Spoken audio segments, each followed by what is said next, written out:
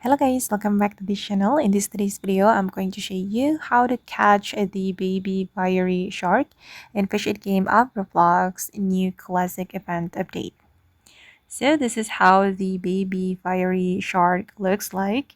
And if you want to catch this fish, you need to go to the classic island, guys. This is one of the fish from the classic event update. You can go to the classic island first. If you are already at the fisherman island, you can use the teleport feature. Okay, then you're going to go to the fishing spot.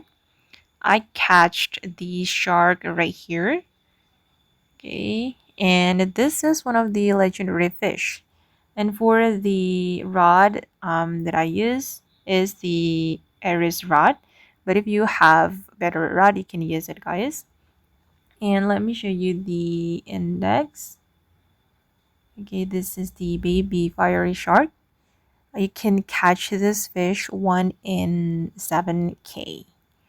And I've already caught this fish 3 times. Okay guys, and that's how you can catch the baby fiery shark in Fish It Game of Roblox Classic Event Update. I hope this video will be useful for you. Thank you so much for watching and bye!